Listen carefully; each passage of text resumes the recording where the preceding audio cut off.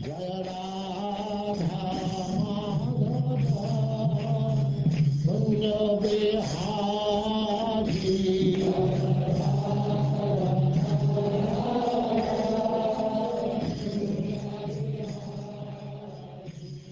And now Chapter 5, Lord Rishabhadev's teachings to his sons.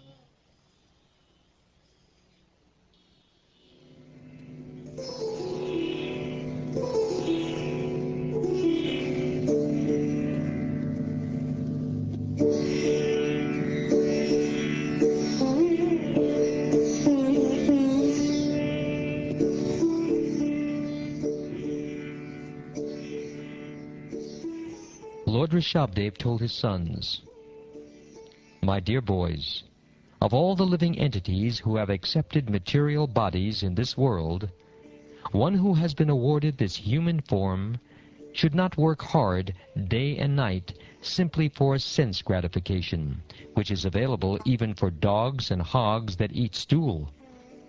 One should engage in penance and austerity to attain the divine position of devotional service. By such activity, one's heart is purified, and when one attains this position, he attains eternal, blissful life, which is transcendental to material happiness and which continues forever. One can attain the path of liberation from material bondage only by rendering service to highly advanced spiritual personalities. These personalities are impersonalists and devotees. Whether one wants to merge into the Lord's existence or wants to associate with the personality of Godhead, one should render service to the Mahatmas. For those who are not interested in such activities, who associate with people fond of women and sex, the path to hell is wide open. The Mahatmas are equipoised. They do not see any difference between one living entity and another.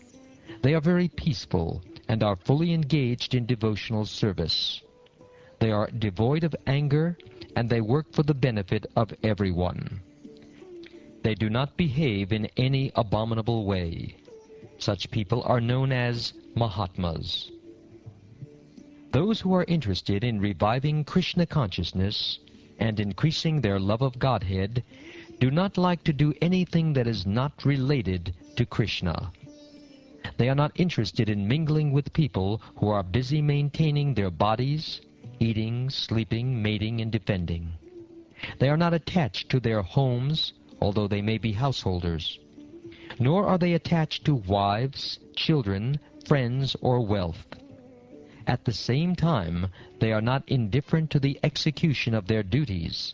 Such people are interested in collecting only enough money to keep the body and soul together. When a person considers sense gratification the aim of life, he certainly becomes mad after materialistic living and engages in all kinds of sinful activity. He does not know that due to his past misdeeds, he has already received a body which, although temporary, is the cause of his misery. Actually, the living entity should not have taken on a material body, but he has been awarded the material body for sense gratification. Therefore, I think it not befitting an intelligent man to involve himself again in the activities of sense gratification, by which he perpetually gets material bodies one after another. As long as one does not inquire about the spiritual values of life, one is defeated and subjected to miseries arising from ignorance. Be it sinful or pious, karma has its resultant actions. If a person is engaged in any kind of karma, his mind is called karmatmaka, colored with fruitive activity. As long as the mind is impure, consciousness is unclear. And as long as one is absorbed in fruitive activity, he has to accept a material body. When the living entity is covered by the mode of ignorance, he does not understand the individual living being and the supreme living being, and his mind is subjugated to fruitive activity. Therefore, until one has love for Lord Vasudeva, who is none other than myself, he is certainly not delivered from having to accept a material body again and again. Even though one may be very learned and wise, he is mad if he does not understand that the endeavor for sense gratification is a useless waste of time. Being forgetful of his own interest, he tries to be happy in the material world, centering his interests around his home, which is based on sexual intercourse, and which brings him all kinds of material miseries. In this way, one is no better than a foolish animal. The attraction between male and female is the basic principle of material existence. On the basis of this misconception, which ties together the hearts of the male and female, one becomes attracted to his body, home, property, children, relatives, and wealth. In this way, one increases life's illusions and thinks in terms of I and mine. When the strong knot in the heart of a person implicated in material life due to the results of past action is slackened, one turns away from his attachment to home, wife, and children. In this way, one gives up the basic principle of illusion, that is, I and mine, and becomes liberated. Thus, one goes to the transcendental world. O my sons, you should accept a highly elevated Paramahamsa, a spiritually advanced spiritual master. In this way, you should place your faith and love in me, the Supreme Personality of Godhead. You should detest sense gratification and tolerate the duality of pleasure and pain, which are like the seasonal changes of summer and winter. Try to realize the miserable condition of living entities, who are miserable even in the higher planetary systems. Philosophically inquire about the truth. Then undergo all kinds of austerities and penances for the sake of devotional service. Give up the endeavor for sense enjoyment and engage in the service of the Lord.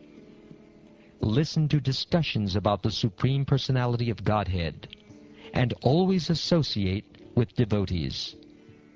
Chant about and glorify the Supreme Lord, and look upon everyone equally on the spiritual platform.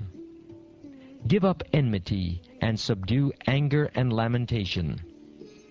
Abandon identifying the self with the body and the home, and practice reading the revealed scriptures. Live in a secluded place and practice the process by which you can completely control your life air, mind, and senses. Have full faith in the revealed scriptures, the Vedic literatures, and always observe celibacy. Perform your prescribed duties and avoid unnecessary talks. Always thinking of the Supreme Personality of Godhead, acquire knowledge from the right source. Thus, practicing Bhakti Yoga, you will patiently and enthusiastically be elevated in knowledge, and will be able to give up the false ego.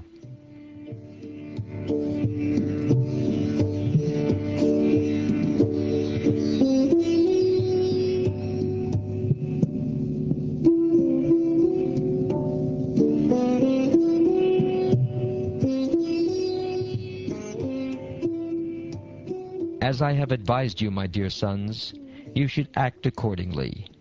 Be very careful. By these means you will be freed from the ignorance of the desire for fruitive activity, and the knot of bondage in the heart will be completely severed. For further advancement, you should also give up the means. That is, you should not become attached to the process of liberation itself. If one is serious about going back home, back to Godhead, he must consider the mercy of the Supreme Personality of Godhead, the summum bonum and chief aim of life. If he is a father instructing his sons, a spiritual master instructing his disciples, or a king instructing his citizens, he must instruct them as I have advised. Without being angry, he should continue giving instructions, even if his disciple, son, or citizen is sometimes unable to follow his order. Ignorant people who engage in pious and impious activities should be engaged in devotional service by all means. They should always avoid fruitive activity. If one puts into the bondage of karmic activity his disciple, son, or citizen who is bereft of transcendental vision, how will one profit? It is like leading a blind man to a dark well and causing him to fall in. Due to ignorance, the materialistic person does not know anything about his real self-interest, the auspicious path in life. He is simply bound to material enjoyment by lusty desires, and all his plans are made for this purpose. For temporary sense gratification, such a person creates a society of envy, and due to this mentality, he plunges into the ocean of suffering. Such a foolish person does not even know about this. If someone is ignorant and addicted to the path of samsara, how can one who is actually learned, merciful, and advanced in spiritual knowledge engage him in fruitive activity and thus further entangle him in material existence? If a blind man is walking down the wrong path, how can a gentleman allow him to continue on his way to danger? How can he approve this method? No wise or kind man can allow this. One who cannot deliver his dependents from the path of repeated birth and death should never become a spiritual master, a father, a husband, a mother, or a worshipable demigod. My transcendental body, or Satchidananda Vigraha, looks exactly like a human form, but it is not a material human body. It is inconceivable. I am not forced by nature to accept a particular type of body. I take on a body by my own sweet will. My heart is also spiritual, and I always think of the welfare of my devotees. Therefore, within my heart can be found the process of devotional service, which is meant for the devotees.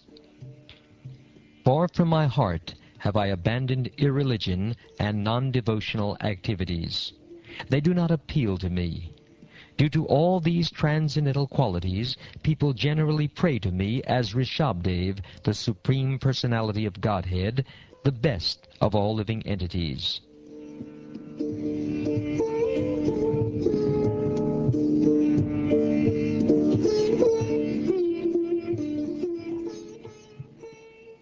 My dear boys, you are all born of my heart, which is the seat of all spiritual qualities. Therefore you should not be like materialistic and envious men. You should accept your eldest brother, Bharat, who is exalted in devotional service. If you engage yourself in Bharat's service, your service to him will include my service, and you will rule the citizens automatically. Of the two energies manifest, that is, spirit and dull matter, beings possessing living force, such as vegetables, grass, trees, and plants, are superior to dull matter, such as stone and earth, etc. Superior to non-moving plants and vegetables are worms and snakes, which can move. Superior to worms and snakes are animals that have developed intelligence. Superior to animals are human beings, and superior to human beings are ghosts because they have no material bodies. Superior to ghosts are the Gandharvas, and superior to them are the Siddhas. Superior to the Siddhas are the Kinnaras, and superior to them are the Asuras. Superior to the Asuras are the demigods, and of the demigods, Indra, the king of heaven, is supreme. Superior to Indra are the direct sons of Lord Brahma, sons like King Daksha, and supreme among Brahma's sons is Lord Shiva. Since Lord Shiva is the son of Lord Brahma, Brahma is considered superior, but Brahma is also subordinate to me, the Supreme Personality of Godhead. Because I am inclined to the Brahmins are best of all. O respectful Brahmins, as far as I am concerned, no one is equal or superior to the Brahmins in this world. I do not find anyone comparable to them. When people know my motive after performing rituals according to the Vedic principles, they offer food to me with faith and love through the mouth of a Brahmin. When food is thus offered unto me, I eat it with full satisfaction. Indeed, I derive more pleasure from food offered in that way than from the food offered in the sacrificial fire. The Vedas are my eternal, transcendental sound vibration. Therefore the Vedas are Shabda Brahma. In this world the Brahmins thoroughly study all the Vedas, and because they assimilate the Vedic conclusions, they are also to be considered the Vedas personified. The Brahmins are situated in the supreme transcendental mode of nature, Sattva Guna. Because of this, they are fixed in mind control, or Shama, sense control, or Dhamma, and truthfulness, or Satya. They describe the Vedas in their original sense, and out of mercy, Anugraha, they preach the purpose of the Vedas to all conditioned souls. They practice penance, or tapasya, and tolerance, titiksha, and they realize the position of the living entity and the Supreme Lord. These are the 8 qualifications of the Brahmins. Therefore, among all living entities, no one is superior to the Brahmins. I am fully opulent, almighty, and superior to Lord Brahma and Indra, the king of the heavenly planets.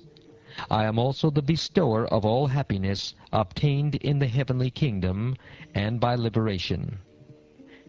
Nonetheless, the Brahmins do not seek material comforts from me. They are very pure and do not want to possess anything. They simply engage in my devotional service. What is the need of their asking for material benefits from anyone else? My dear sons, you should not envy any living entity, be he moving or non-moving. Knowing that I am situated in them, you should offer respect to all of them at every moment. In this way, you offer respect to me. The true activity of the sense organs, or mind, sight, words, and all the knowledge-gathering and working senses, is to engage fully in my service. Unless his senses are thus engaged, a living entity cannot think of getting out of the great entanglement of material existence, which is exactly like Yamaraj's stringent rope.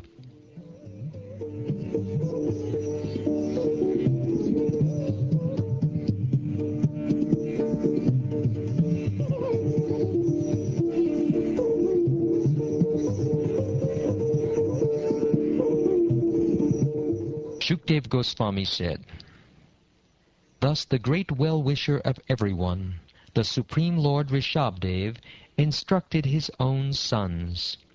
Although they were perfectly educated and cultured, he instructed them just to set an example of how a father should instruct his sons before retiring from family life.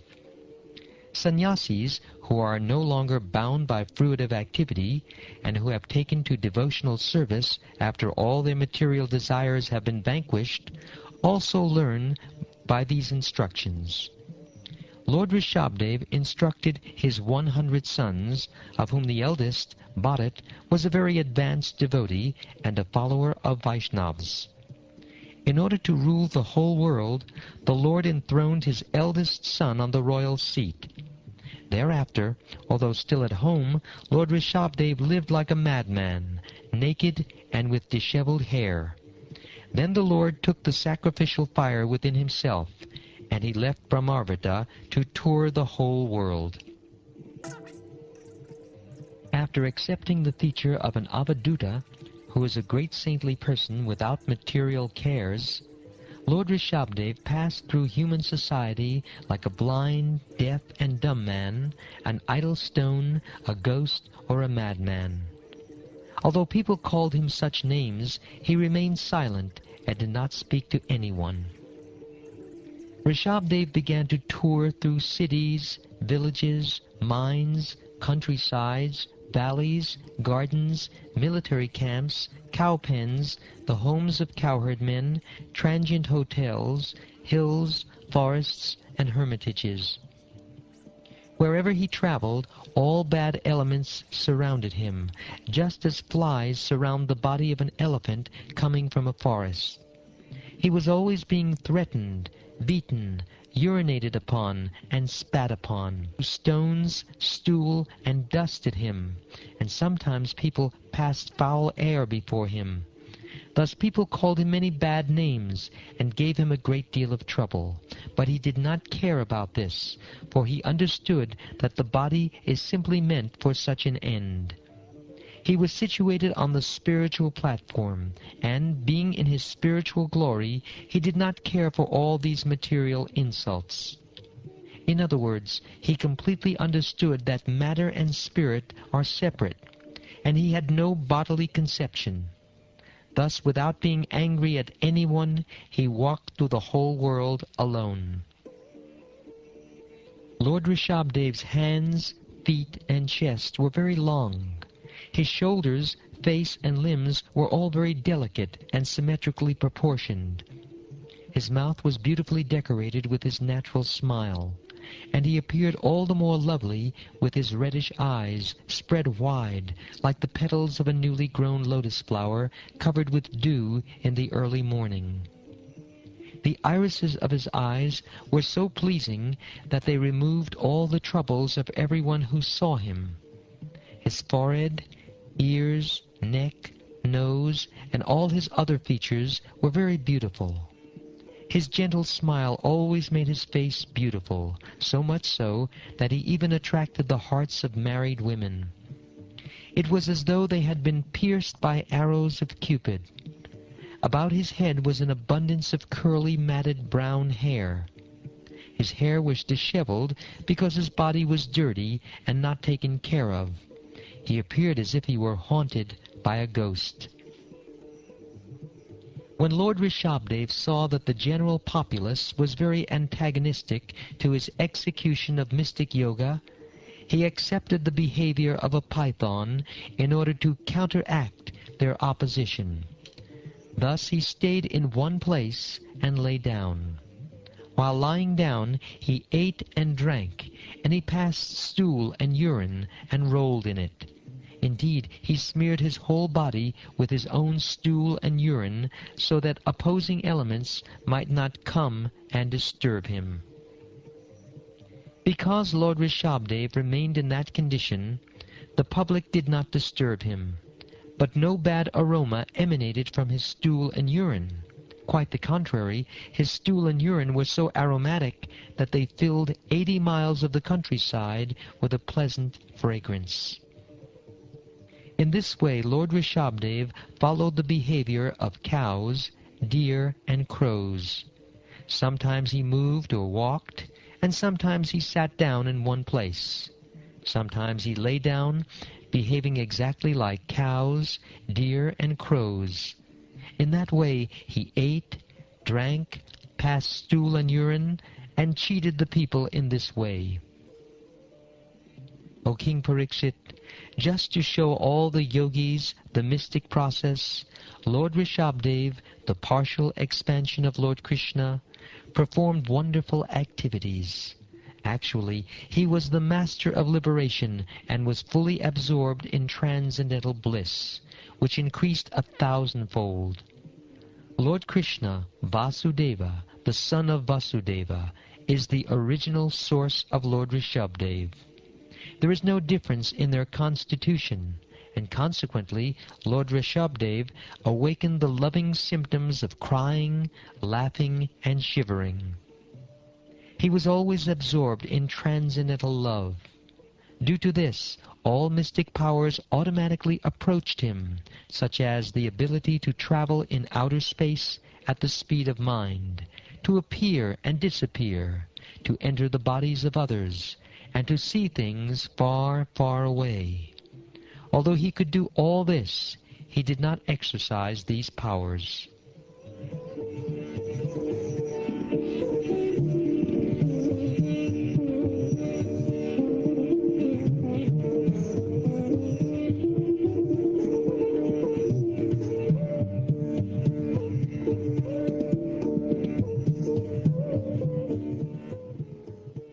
Thus ends the 5th chapter of the 5th canto of the Srimad Bhagavatam, entitled Lord Rishabdev's Teachings to His Sons.